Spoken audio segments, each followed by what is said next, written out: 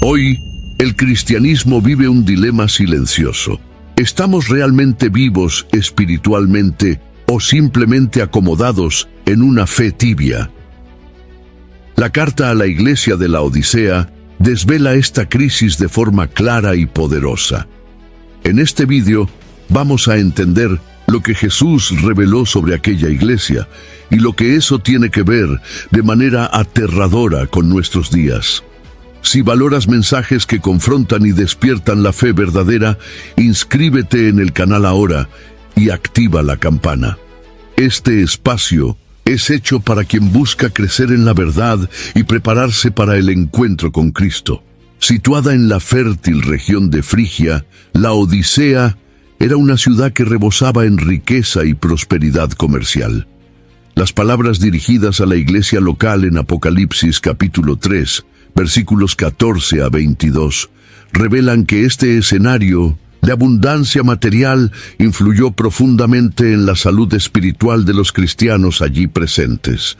La ciudad era famosa por su industria textil, su sistema bancario robusto y su escuela de medicina especializada en tratamientos oftalmológicos. Sin embargo, la abundancia externa contrastaba con una pobreza interior gritante que Jesús hizo cuestión de exponer en su mensaje. A pesar de ser privilegiados económicamente, los laodicenses se volvieron espiritualmente tibios.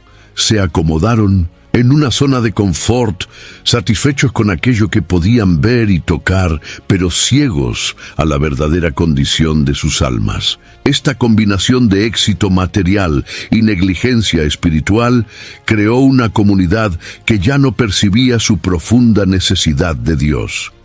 La autosuficiencia, disfrazada de bendición, se revelaba como una trampa mortal, algo que la iglesia moderna también enfrenta constantemente.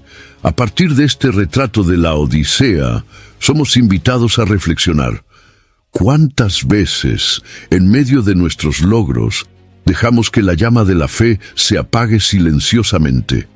La seducción de los recursos, de la estabilidad financiera y del estatus social sigue siendo hoy una amenaza silenciosa a la vitalidad espiritual de las iglesias y de los individuos. No se trata de condenar la riqueza en sí, sino de entender que puede adormecer el espíritu si no está bajo la dirección de Cristo.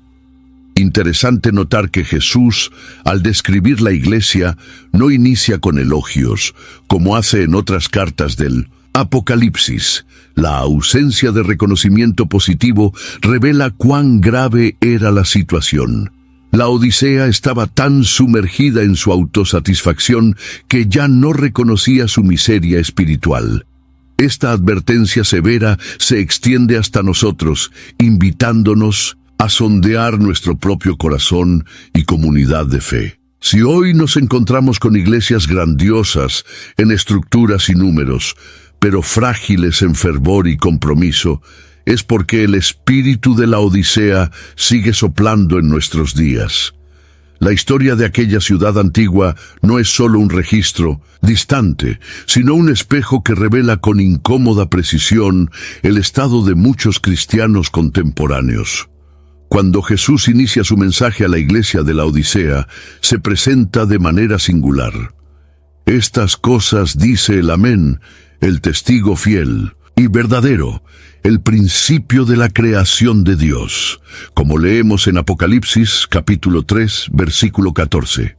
Cada título lleva un peso de autoridad y verdad absoluta. Jesús no habla como un consejero suave, sino como aquel cuya palabra es definitiva, cuya evaluación no puede ser impugnada o minimizada. El término amén aquí no es solo una firma de oración, sino la declaración de que Cristo es la confirmación de todas las promesas divinas. Él es el cumplimiento fiel de la voluntad de Dios, la verdad encarnada, la fuente de la creación y el sostén de todo lo que existe. Cuando Él habla con el derecho absoluto de quien ve todo sin distorsiones. Esta introducción revela que el juicio sobre la Odisea se haría con justicia y precisión implacables.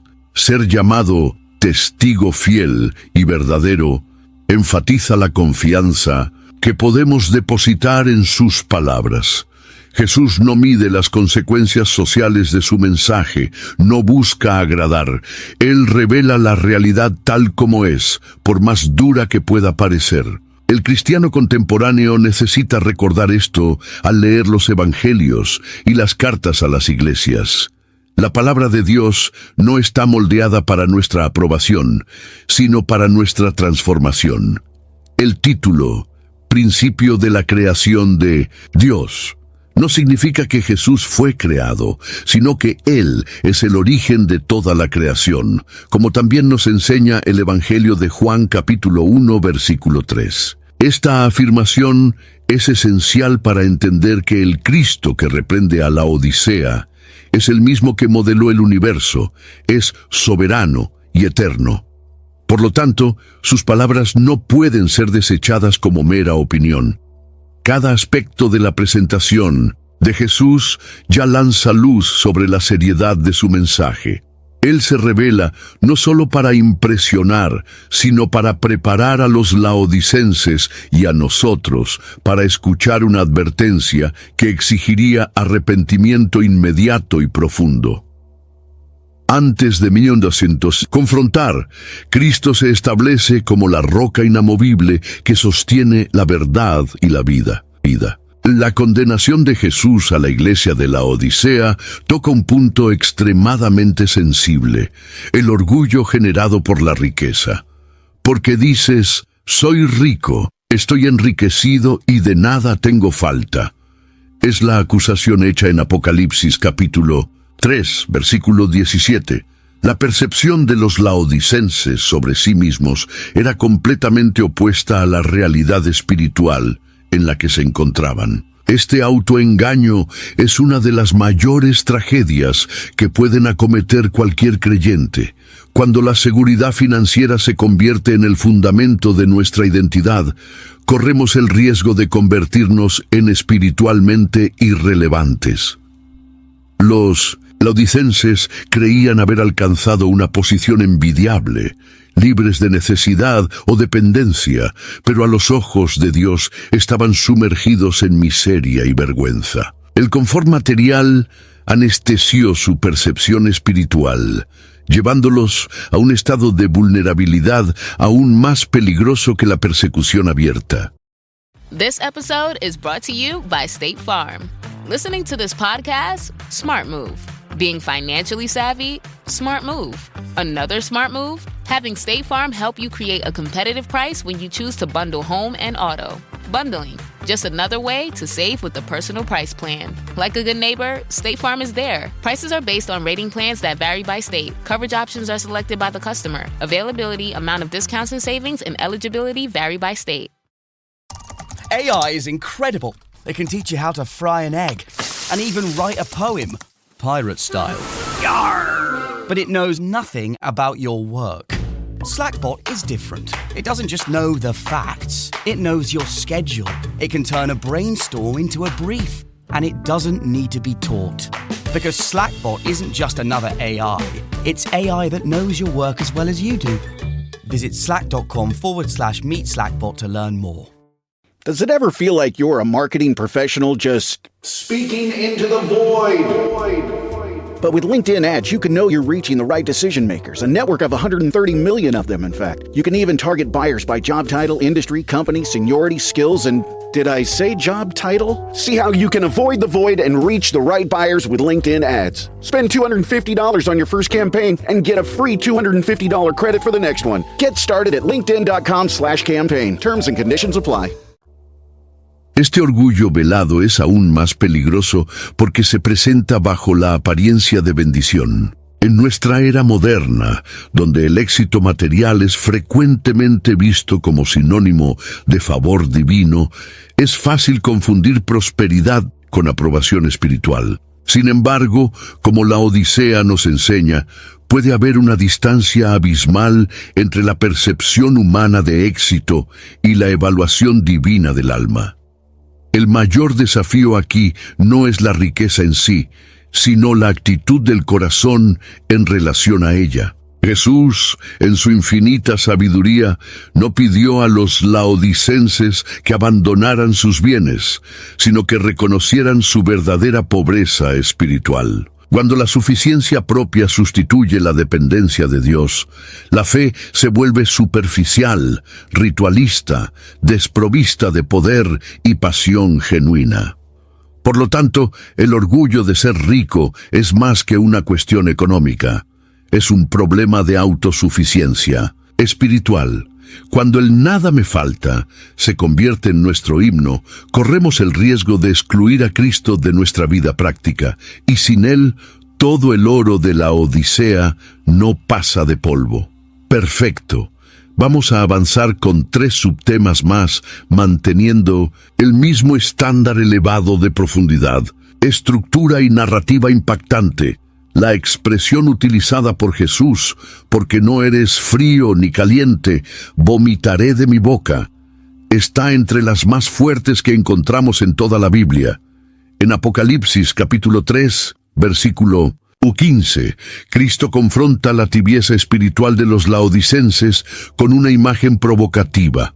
La ciudad de la Odisea era abastecida por acueductos que traían aguas termales de Hierápolis y aguas frías de Colosas. Sin embargo, al llegar, estas aguas se volvían tibias, insípidas y desagradables. Jesús utiliza esta realidad física como una metáfora perfecta para describir el estado espiritual de aquella iglesia. Estar tibio no significa estar solo en duda o vacilante. Se refiere a una espiritualidad superficial, sin profundidad o fervor. No hay rechazo directo a Dios, pero tampoco hay verdadera pasión por Él. Es la postura de quien se acomoda en una fe sin impacto, una religión que no transforma, solo entretiene o calma la conciencia. Esta indiferencia no solo entristece el corazón de Cristo, provoca repulsión. La frialdad espiritual aún podría ser comprendida como ausencia de fe y el calor como una devoción ardiente. Pero la tibieza representa una fe anestesiada, que mantiene apariencias religiosas, pero sin generar frutos.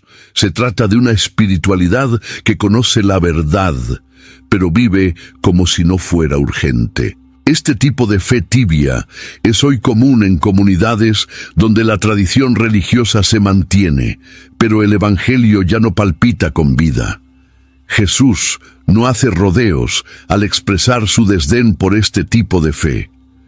El término vomitar, utilizado por él, no es metafórico en el sentido suave, sino intencionalmente gráfico, transmitiendo la idea de algo intolerable. Lo que esto nos revela es que una iglesia que vive de la apariencia, pero sin pasión, sin arrepentimiento, sin compromiso, no agrada a Cristo, incluso si está llena de actividades y discursos.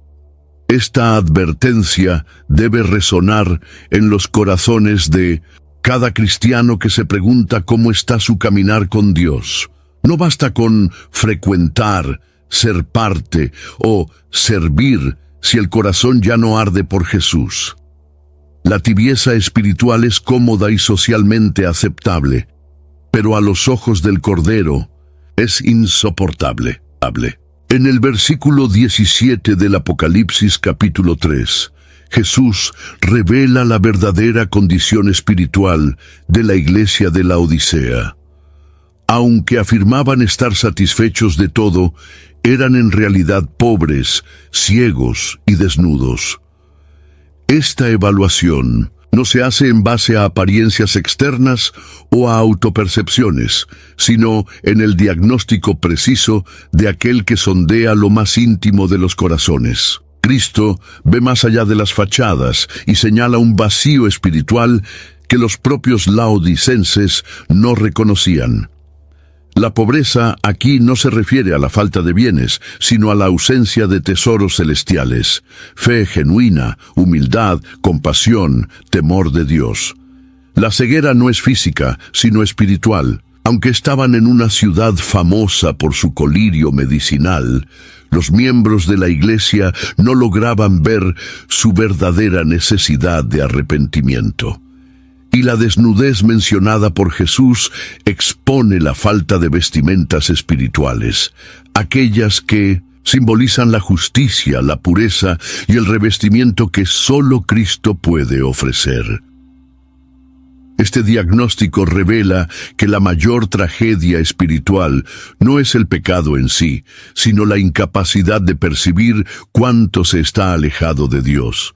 Los laodicenses vivían en negación, confiando en su imagen y estabilidad material, sin darse cuenta que estaban espiritualmente desnudos. La ausencia de autocrítica y de vigilancia constante hace que cualquier iglesia sea vulnerable a este mismo error. Lo más aterrador en esta evaluación es la inversión de la realidad. Aquello que los laodicenses juzgaban poseer era exactamente lo que les faltaba. La percepción distorsionada de la propia espiritualidad es un peligro actual. Iglesias e individuos que se contentan con rituales vacíos y buenas apariencias corren el riesgo de vivir una fe ilusoria. El Evangelio no es un marco para adornar una vida, sino el poder para transformarla radicalmente. El diagnóstico de Cristo no busca condenar, sino despertar. Como un médico que revela la gravedad de la enfermedad para que el paciente acepte el tratamiento, Jesús desnuda el alma de la Odisea para que tenga la oportunidad de sanarse. Resta saber si todavía tenemos sensibilidad espiritual para escuchar su voz o si preferimos la comodidad de la ignorancia. Después de presentar el diagnóstico, Jesús ofrece la medicina. Te aconsejo que de mí compres oro refinado en el fuego para que te enriquezcas, dice él en Apocalipsis capítulo 3, versículo 18. Esta frase es una invitación a la verdadera riqueza, no la que los bancos de la Odisea podían ofrecer, sino aquella que solo el cielo puede conceder. El oro celestial no se acumula con esfuerzo humano, sino que se adquiere por la fe, purificado en la hornilla de la obediencia, la quebrantamiento y la dependencia total de Dios. Este oro representa la fe genuina, que resiste las pruebas y crece en valor ante Dios. La imagen de refinado en el fuego remite al proceso de purificación, en el que el calor elimina impurezas y deja solo el metal precioso. El Señor no quiere solo una fe teórica o cultural, sino una que haya pasado por el crisol del dolor, la entrega y la perseverancia. Una fe forjada en la adversidad vale más que toda la fortuna de este mundo. Jesús también nos enseña que este oro solo puede ser obtenido de Él. No se trata de obras humanas ni de un trueque espiritual, sino de un don que se nos da cuando nos rendimos completamente a su voluntad, cuando abandonamos nuestra falsa seguridad y buscamos en Él la verdadera fuente de vida, comenzamos a acumular tesoros eternos. Esta es la única riqueza que resiste al tiempo y al juicio final. Es importante darse cuenta de que Cristo no niega el valor de la riqueza, sino que la coloca en perspectiva eterna. El oro terrenal puede ser corroído, robado o perdido, pero el oro que viene de lo alto permanece para siempre. Mientras los laodicenses se enorgullecían de sus cofres llenos, Cristo los invitaba a reconocer su pobreza espiritual y buscar en Él un tesoro que no falla. El verdadero enriquecimiento espiritual comienza cuando somos confrontados con nuestra miseria interior y decidimos buscar lo que solo el cielo puede ofrecer. Jesús, el verdadero banquero del alma, ofrece una inversión segura, eterna y gloriosa, y Él todavía está a la puerta esperando que elijamos su oferta. Jesús continúa su prescripción espiritual en Apocalipsis capítulo 3, versículo 18, diciendo: «Y vestiduras blancas, para que te vistas, y no aparezca la vergüenza de tu desnudez». La desnudez espiritual, revelada en el diagnóstico anterior, ahora se confronta con la necesidad urgente de una cobertura. Vestiduras blancas, símbolo clásico de pureza, redención y santidad. A lo largo de las Escrituras, las vestiduras blancas aparecen asociadas a aquellos que han sido justificados por Dios y purificados por la sangre del Cordero. La ciudad de la Odisea era conocida por su industria textil, especialmente por su lana, negra, valiosa y de alta calidad. Es notable que Jesús use precisamente la metáfora de las ropas para mostrar que, aunque los laodicenses se vestían con lujo por fuera, estaban expuestos espiritualmente por dentro. La única vestimenta que podría cubrir la vergüenza de ellos no venía de las tiendas de la ciudad, sino de la gracia que Él ofrece. Estas vestiduras representan más que perdón. Son un nuevo estado ante Dios. El hombre y la mujer regenerados no solo tienen sus pecados cubiertos, sino que también asumen una nueva identidad, santos, separados, revestidos de Cristo. Esta vestimenta no se adquiere por mérito, sino por el arrepentimiento genuino y por la fe en Jesús. Lo que está en juego aquí no es un accesorio espiritual, sino una necesidad urgente para estar ante el trono de Dios sin condenación. La vergüenza de la desnudez apunta a la exposición pública, ante el juicio. No basta parecer justo a los ojos de los demás. Es necesario ser hallado vestido con la justicia de Cristo en el día en que todo sea revelado. La gracia de Dios, expresada en estas vestiduras blancas, cubre no solo nuestros pecados, sino también nuestros intentos frustrados de justificarnos por obras o apariencia. Aceptar las vestiduras blancas es reconocer que no podemos cubrir nuestra vergüenza con los logros humanos. Es despojarnos del orgullo, de la apariencia y de la religiosidad vacía para ser vestidos por el propio Salvador. Solo quien se deja revestir por Él podrá permanecer de pie en el gran día. La Odisea era famosa por su centro médico y por producir un ungüento oftálmico que trataba enfermedades de los ojos. Jesús, conociendo bien este contexto, dice a la iglesia: «Unge tus ojos con colirio para que veas». Apocalipsis capítulo 3, versículo 18. El diagnóstico había señalado ceguera espiritual y ahora el tratamiento es indicado con precisión, una unción proveniente de Cristo que restaura la visión espiritual distorsionada. La ceguera aquí no es solo la falta de percepción, sino la negativa a ver. Los laodicenses vivían bajo la ilusión de que estaban bien, y este autoengaño les impedía ver su verdadera condición. No se trata de ignorancia por falta de información, sino por exceso de confianza en sí mismos. Cuando el corazón se cierra a la verdad, los ojos dejan de ver lo esencial. El colirio espiritual ofrecido por Jesús es su palabra viva, aplicada por el Espíritu Santo. Es ella la que limpia la visión, que quita las escamas del orgullo, de la religiosidad superficial, de las distracciones del mundo. Ver espiritualmente es verse a uno mismo con humildad, al prójimo con compasión y a Dios con reverencia. Y esta visión clara solo es posible cuando permitimos que el Señor trate nuestra alma. ¿Cuántos cristianos hoy viven con los ojos nublados? Ven bien los errores ajenos, pero no perciben sus propias fallas. Tienen una visión aguda para los intereses terrenales, pero casi ninguna sensibilidad para los asuntos celestiales. La ceguera espiritual es un mal silencioso que progresa sin alarde y cuando se percibe ya se ha perdido el enfoque de todo. Jesús ofrece cura, pero ella exige humildad. Es necesario reconocer que la visión está comprometida, que los filtros de la vanidad, de la falsa seguridad y del egoísmo están distorsionando la realidad. Solo cuando abrimos los ojos con la ayuda del colirio celestial, podemos caminar con firmeza en dirección a la voluntad de Dios. La reprensión de Jesús a la iglesia de la Odisea es dura, pero no es fría. En Apocalipsis capítulo 3, versículo 19, Él dice: «Yo reprendo y castigo a todos aquellos que amo.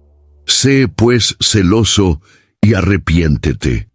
El tono cambia. Aquí, de la denuncia severa a la declaración de amor. La disciplina divina no es una señal de rechazo, sino de cuidado paternal. El Señor corrige a aquellos a quienes desea restaurar. Es fundamental entender que la reprensión de Cristo nace del amor, no de la ira. Él no quiere destruir la Odisea, sino despertarla.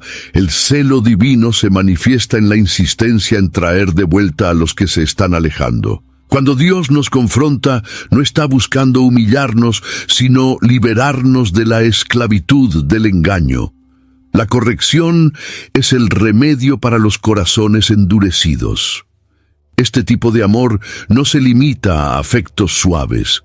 Se trata de un amor que interviene, que confronta, que no se conforma con la destrucción del ser amado. Dios no es permisivo, Él es santo, y por eso, cuando ve a sus hijos desviándose, Él interviene con firmeza. Esto incluye procesos de disciplina, pérdidas, confrontaciones internas, no para castigarnos, sino para purificarnos. La respuesta esperada a la corrección es celo y arrepentimiento. El celo aquí es un fervor renovado, una urgencia espiritual que ocupa el lugar de la indiferencia. El arrepentimiento no es solo un sentimiento de culpa, sino un cambio de dirección. Cristo llama a la Odisea a abandonar el camino de la autosuficiencia y regresar a la dependencia apasionada por Él. Cuando escuchamos una palabra dura de Dios, debemos alegrarnos. Es señal de que Él aún está hablando, aún nos está llamando. La verdadera tragedia sería el silencio. La corrección es la prueba de que aún hay esperanza, de que aún hay tiempo para reempezar. Y mientras Él nos corrige, es porque nos quiere cerca, restaurados, no rechazados. Entre las palabras más conocidas de Apocalipsis capítulo 3, versículo 20, está la oferta graciosa de Jesús. He aquí que estoy a la puerta y llamo. Si alguien oye mi voz y abre la puerta, entraré en su casa y cenaré con él, y él conmigo. La imagen del Señor llamando a la puerta es profundamente íntima y personal. Cristo no invade corazones. Él se acerca, llama y espera una respuesta voluntaria. A pesar de la gravedad de la situación espiritual de la iglesia de la Odisea, Jesús no desiste de ellos. En lugar de abandonarlos a su suerte, Él se coloca a la puerta, como un visitante que desea restaurar la comunión perdida. Esta figura revela el carácter paciente de Dios. Él no fuerza su entrada, sino que respeta la libertad humana, al mismo tiempo que insiste amorosamente en ser recibido. La cena que Jesús promete es más que una comida física. Es símbolo de comunión profunda, amistad verdadera e intimidad espiritual. En el contexto judío, sentarse a la mesa con alguien representaba plena aceptación. Cristo no ofrece una visita superficial, sino una relación continua, rica y transformadora. Él no desea solo corregir errores, sino habitar con nosotros, compartir la vida. Es importante notar que la invitación es individual. Si alguien oye, aunque la iglesia como un todo estuviera en crisis, la restauración podría comenzar con una persona, una respuesta sincera. Este mensaje nos recuerda que, incluso en medio de comunidades tibias e indiferentes, Jesús busca corazones dispuestos. El renuevo espiritual nunca depende de masas, sino de individuos que dicen sí. Cuando escuchamos el sonido suave de Cristo llamando en nuestra vida, necesitamos actuar sin demora. Cada llamada es una oportunidad de reconciliación. No sabemos hasta cuándo la puerta permanecerá abierta, pero sabemos que hoy Él continúa llamando, esperando entrar y transformar completamente a aquellos que le abran. La promesa hecha por Jesús a los que abran la puerta va más allá de una simple visita. Él declara que cenará con ellos en Apocalipsis capítulo 3, versículo 20. Esta promesa es la expresión de una relación restaurada, profunda y duradera. No es un encuentro ocasional, sino una convivencia diaria, marcada por amor, compartición e intimidad espiritual. El acto de cenar, en el contexto bíblico, está cargado de significado. Durante las comidas, los vínculos eran fortalecidos, alianzas eran firmadas y el perdón era sellado. Jesús usa esta metáfora para hacernos entender que la relación que Él desea con nosotros no es ritualista ni formal, sino profundamente personal y transformadora. Él quiere participar de nuestra vida en todas sus dimensiones. Muchos buscan a Dios solo para resolver crisis o aliviar culpas momentáneas, pero la invitación de Jesús va mucho más allá. Él propone caminar con nosotros día tras día, compartiendo alegrías, luchas y sueños. La cena con Cristo es una vida de comunión continua, donde nuestros corazones se alinean al de Él y nuestras acciones comienzan a reflejar su presencia. Esta imagen también apunta a la alegría de la celebración futura, el gran banquete de las bodas del Cordero, mencionado en Apocalipsis, capítulo 19, versículo 9. Quien hoy abre la puerta y acepta cenar con Cristo tendrá asiento garantizado en la fiesta eterna que Dios está preparando. La comunión presente es el presagio de la gloria venidera. Aceptar la invitación para cenar con Jesús es abrazar una vida de intimidad y transformación. No es una invitación para un evento aislado, sino para una relación vitalicia. Cada día vivido en comunión con Él es un ensayo de la eternidad que nos aguarda. Jesús finaliza su carta a la iglesia de la Odisea con una promesa extraordinaria. Al que venza, le concederé que se siente conmigo en mi trono, así como yo vencí y me senté con mi Padre en su trono, como leemos en Apocalipsis, capítulo 3, versículo 21. El contraste aquí es impresionante. Una iglesia tibia e indiferente siendo llamada a conquistar y a reinar con Cristo. La imagen del trono simboliza autoridad, victoria y comunión íntima con Dios. Sentarse con Cristo es compartir de su gloria, ser incluido en la herencia de los santos, participar activamente del reino que no tendrá fin. La gracia de Dios no solo restaura, sino que exalta. Aquellos que perseveran en la fe, resistiendo a la tentación de la tibieza y del orgullo, serán honrados de manera impensable. La condición para esta recompensa es clara: vencer. No vencer por el esfuerzo humano, sino por el poder de la fe genuina, que se niega a conformarse con el mundo y que persevera incluso cuando todo parece desalentador. La victoria es sobre la apatía espiritual, el autoengaño, la ceguedad y la falsa seguridad. Es una batalla diaria, librada en el corazón, pero cuyo resultado resuena en la eternidad. Jesús no promete un camino fácil, pero asegura una recompensa gloriosa. Reinar con Él es el destino reservado para aquellos que, a pesar de las luchas y caídas, no desisten de buscarlo con fervor. Es la coronación de la fidelidad, la celebración de la gracia que transforma pecadores tibios en príncipes celestiales.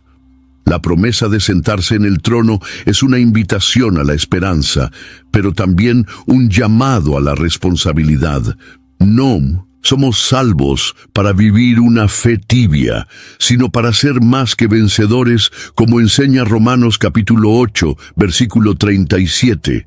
Cristo venció, y en su victoria encontramos fuerza para vencer también. Al reflexionar sobre la condición de la iglesia de la Odisea, no podemos ignorar los paralelos impresionantes con el cristianismo moderno.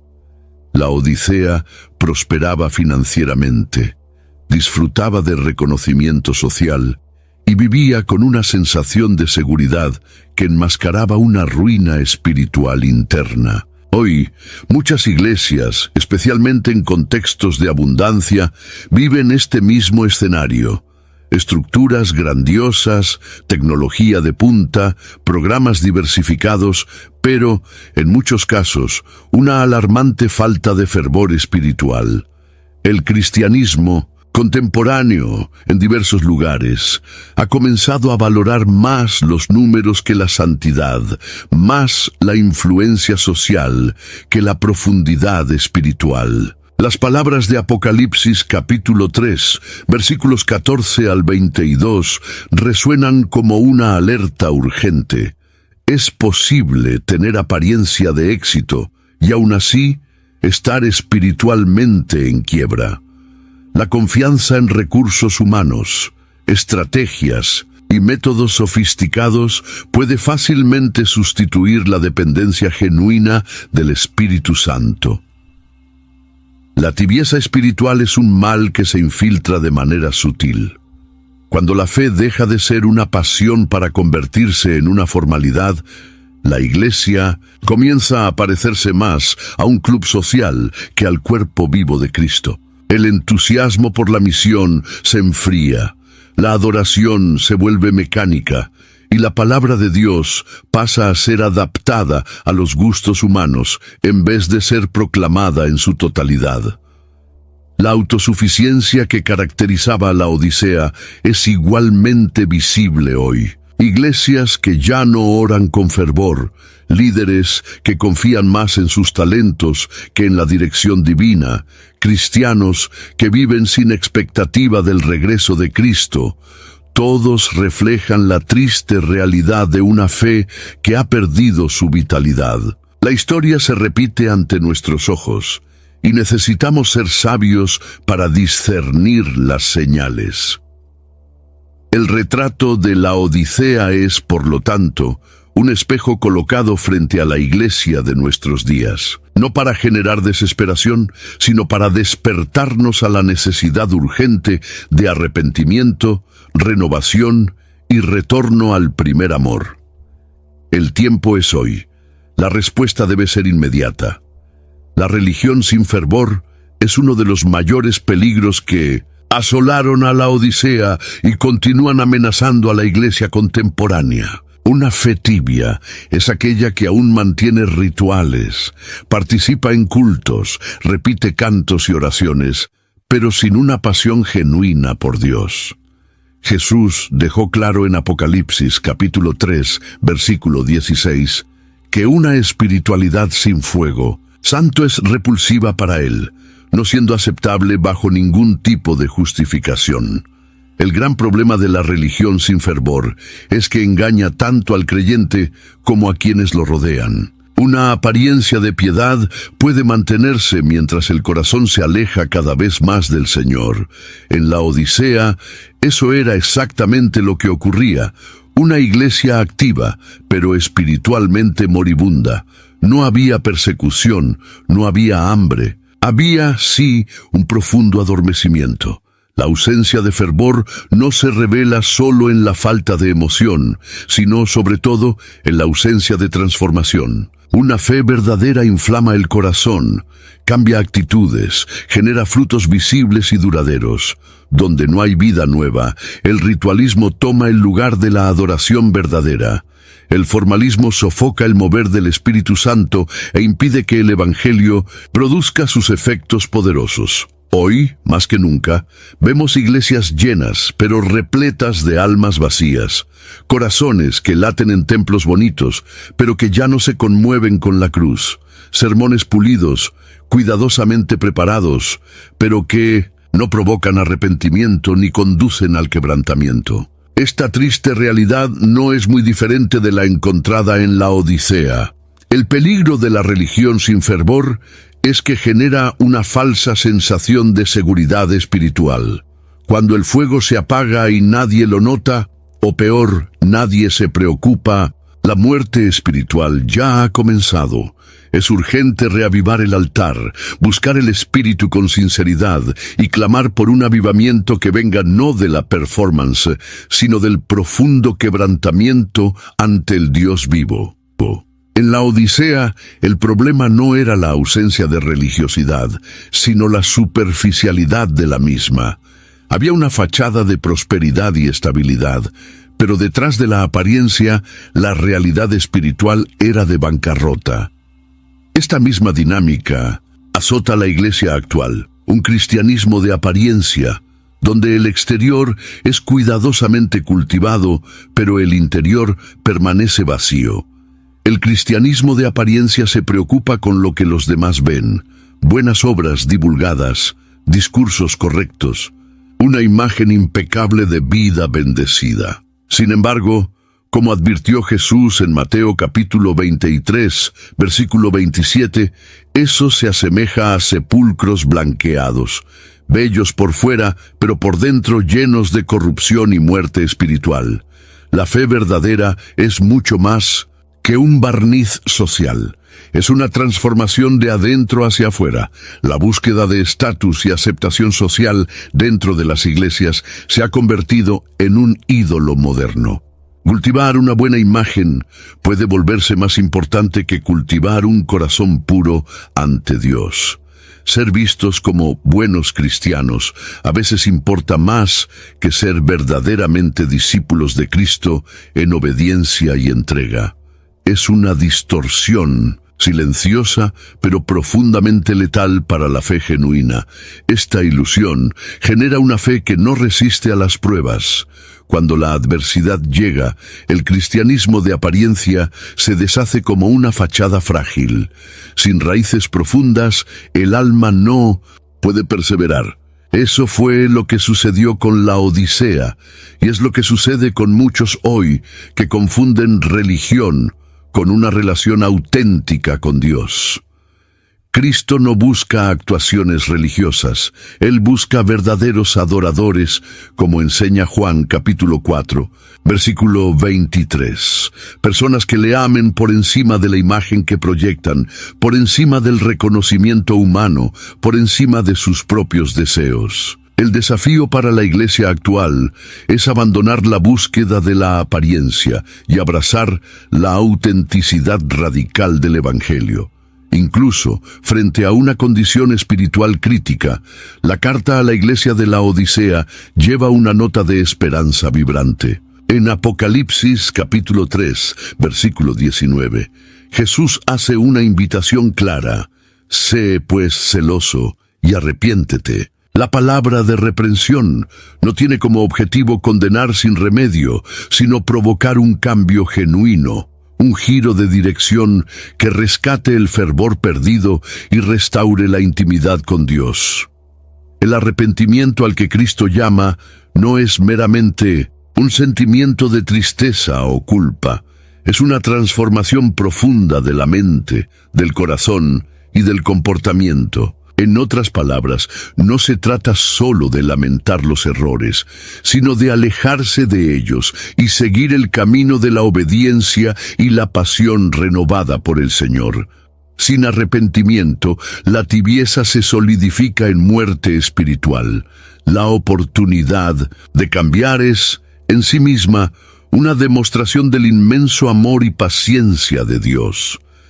Él no cierra las puertas ante nuestra falla. Por el contrario, Él insiste, llama, interpela y espera. Esta gracia maravillosa debería ser motivo de un tremendo celo en nuestros corazones. Es la oportunidad de, aún caídos, levantarnos de nuevo bajo la fuerza del Espíritu. Hoy, la invitación permanece abierta. Mientras el Espíritu de Dios todavía habla, aún corrige, aún nos mueve a la reflexión, hay esperanza. El arrepentimiento no es una señal de derrota, sino el primer paso hacia la verdadera victoria espiritual. La tibieza, la ceguera y el orgullo pueden ser vencidos si hay una disposición sincera para rendirse al Señor. Rechazar este llamado es un riesgo grave. Cada apelación ignorada endurece un poco más el corazón. Cada resistencia a la voz de Cristo nos aleja de la cena y prometida, de la comunión restaurada, de la gloria compartida. Por eso el momento de responder es ahora, con fervor, con lágrimas, con fe renovada. La carta a la Odisea nos recuerda que hay una ventana de oportunidad para escuchar, arrepentirse y cambiar, pero esa ventana no permanecerá abierta para siempre. La urgencia del llamado de Jesús resuena en Apocalipsis capítulo 3, versículo 20. Si alguien oye mi voz y abre la puerta. La invitación es personal, pero el tiempo para aceptarla es limitado. La decisión debe tomarse mientras la voz aún se escucha, mientras la puerta aún golpea. Vivimos días en que la procrastinación espiritual se ha vuelto común. Muchos saben que necesitan cambiar, pero retrasan la respuesta, confiando en un mañana que no se nos ha prometido. La tibieza espiritual frecuentemente crea esa falsa sensación de seguridad. Todavía hay tiempo. Sin embargo, el mismo Cristo nos advierte sobre la brevedad de la vida y la imprevisibilidad de la eternidad. La urgencia no proviene de la presión humana, sino del amor de Dios que desea evitar la pérdida eterna. Cada día que posponemos el arrepentimiento es un día en que la sensibilidad espiritual se vuelve más embotada. El llamado de Jesús se hace hoy, porque es hoy que el Espíritu Santo nos convence, nos llama, nos atrae de vuelta. Además, la urgencia revela el valor incomparable de la comunión con Cristo. No se trata solo de evitar el juicio, sino de abrazar una vida plena ahora, en su presencia. Cada momento lejos de Él es un momento perdido de paz, de propósito, de alegría verdadera. Esperar para abrir la puerta es un riesgo que no vale la pena correr. Cristo está a la puerta, llamando con amor y autoridad. Cada golpe es un llamado a la vida. Cada instante que pasa es una invitación que puede ser aceptada o ignorada. La decisión es nuestra y el tiempo no espera. A pesar del diagnóstico severo y de las advertencias claras, la carta a la iglesia de la Odisea termina con una promesa gloriosa. En Apocalipsis capítulo 3, versículo 21, Cristo asegura: al que venza le concederé que se siente conmigo en mi trono. Este es el destino reservado para aquellos que no se conforman con la tibieza, sino que eligen, por la gracia, vivir una fe fervorosa y auténtica. Esta promesa es un recordatorio de que, independientemente de la condición actual, la restauración es posible. Ninguna iglesia está tan perdida que no pueda ser renovada, ningún cristiano está tan alejado que no pueda ser reavivado. La esperanza para la iglesia moderna no está en nuevas estrategias, en programas innovadores o en recursos humanos, sino en un retorno genuino a Cristo, el Señor de la iglesia. Sentarse en el trono con Cristo es participar de su autoridad, de su gloria, de su victoria final. No es solo escapar de la condenación, es reinar con Él, es vivir para siempre en una comunión que hoy solo podemos vislumbrar parcialmente. Es el mayor honor que podría ser concedido a seres humanos redimidos. Para la iglesia contemporánea, esta promesa es combustible para la perseverancia. No importa cuán desolador parezca el escenario a nuestro alrededor, el llamado a vencer aún está en pie. Hay un futuro reservado para los que no se rinden ante la apatía, para los que continúan creyendo, amando y esperando en el Señor. La esperanza para la iglesia moderna no es utópica, es viva, sólida, fundamentada en las palabras del amén, del testigo fiel y verdadero. Si escuchamos su voz, si abrimos la puerta, si lo buscamos de todo corazón, reinaremos con él. Y esta certeza debe inflamar nuestra fe todos los días hasta que lo veamos cara a cara. Cada jornada de fe es única y preciosa. Nos gustaría escuchar la tuya. Comparte en los comentarios una experiencia que fortaleció tu caminata con Dios. Aprovecha también para enviar este video a quien amas.